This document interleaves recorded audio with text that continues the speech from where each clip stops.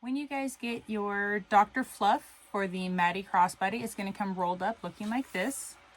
Yours, of course, will have all of the artwork on it. Mine is a generic panel just for the tutorial purposes.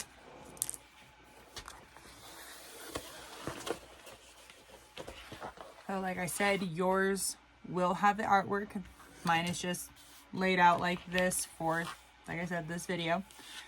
So the only thing that you will need for this, to complete this part, the Pimp My Bag portion of the Maddie Crossbody for the Dr. Fluff, is you're going to need your front panel and the little horns. Okay, so you'll cut this piece out, you'll cut these out.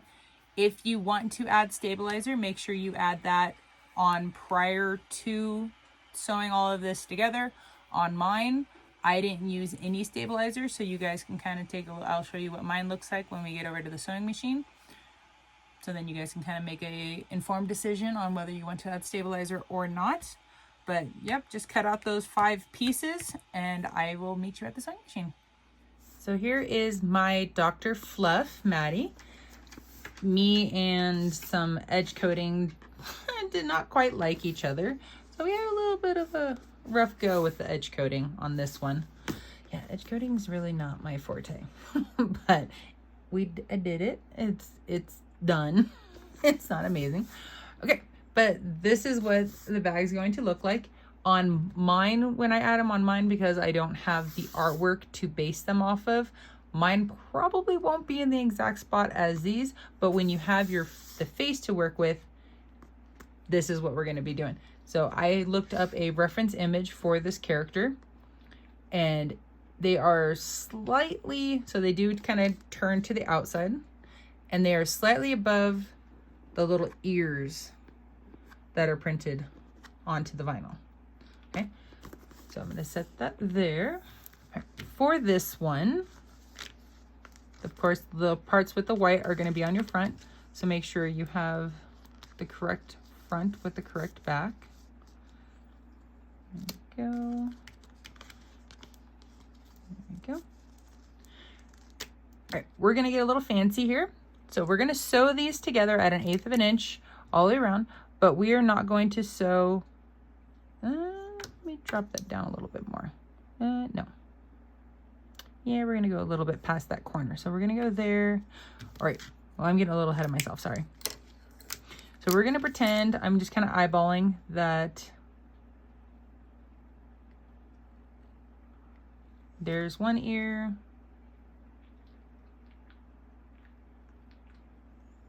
And those are totally not even, but that works. You get the idea. So we're going to pretend those are my ears. And what I'm going to do is I'm actually going to sew part of this together first, and then I'm going to sew the rest of it together while being on top of the bag here. So I want to get the placement of where I want this to go.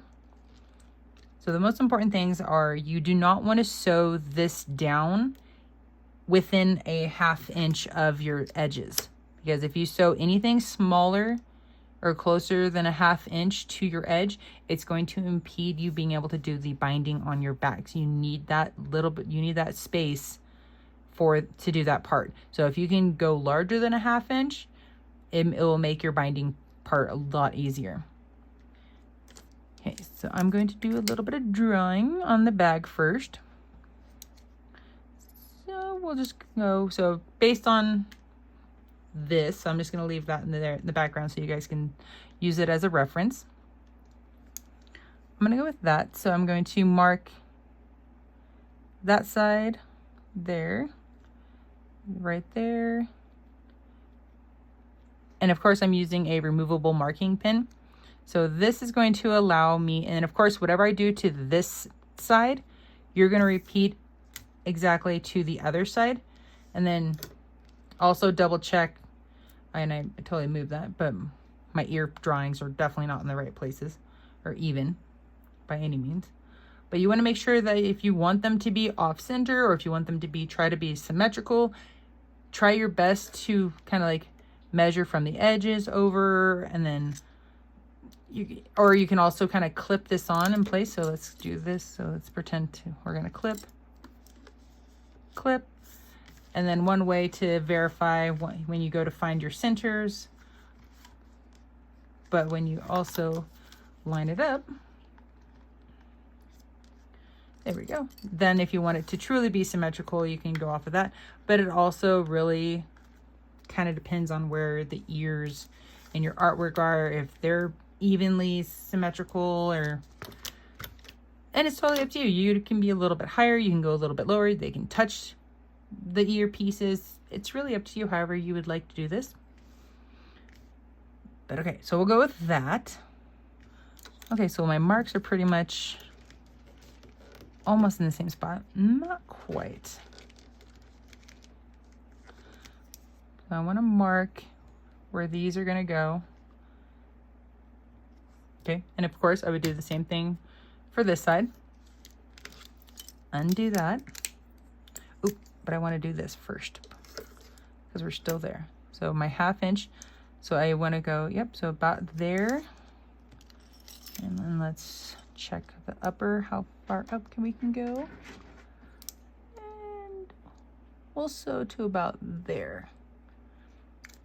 Okay, and I'll explain those in a moment. And you, of course, you would make the similar marks to this side as well. So you're gonna grab some double-sided stick tape. You can put as much or as little as you would like, whatever you're comfortable with. Oh, that's a little high, but it's okay. And once you get that on, go ahead and remove the paper and then nicely attach the front to that, lining them up to the best of your ability. And then whatever doesn't get lined up, especially after you get it sewn together, you can always trim off any of the excess. And so now from this line right here that we drew, I'm going to start just below it, and then I'm going to sew up, around, to the bottom, up, and follow these lines. And then I'm going to go all the way, even though my line's right there, I'm going to go to that corner, and then I'm going to stop there. If you want, you can always sew these lines right here if you want to kind of add some extra definition if you want, or you could also add in a piece of foam. So a little piece of foam right here, like a little U-shaped piece of foam that would go in the inside, so within your seam allowances. And then if you sewed right there, it'd really give it that kind of puffy 3D dimensional look to it. That would really give it some really cool definition. Just, it would really enhance the overall looks of this.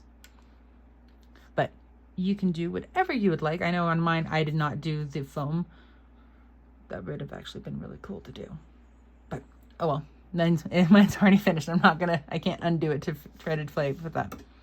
So what you're gonna do is then, from, like I said, our starting point to there, you're going to sew this together.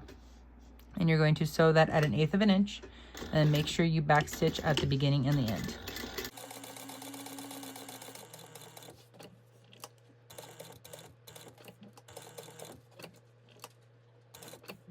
So this might be easier to do this with like brown thread, and then you can always color whatever got onto the black, actually black.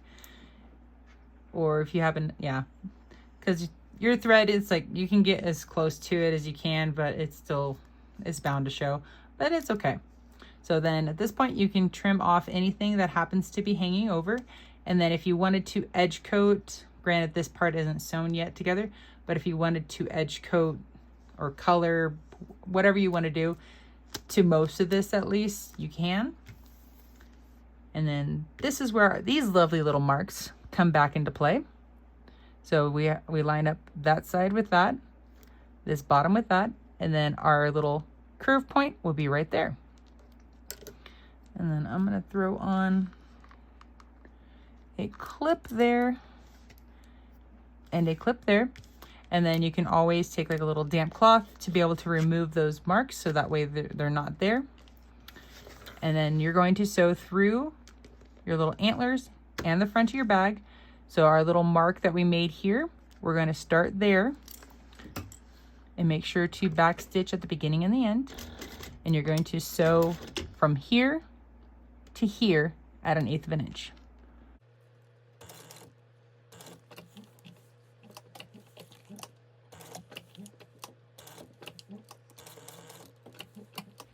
Okay, and so that is how you would sew on your antlers. So then technically on the back side, you do get this like little pocket thing back there. You can do it the extra mile where the back gets sewn on right there, so then you don't have that gap if you want. Or you can just do it like that. Either way works. And so now, of course, you'll just repeat what you did here for this side.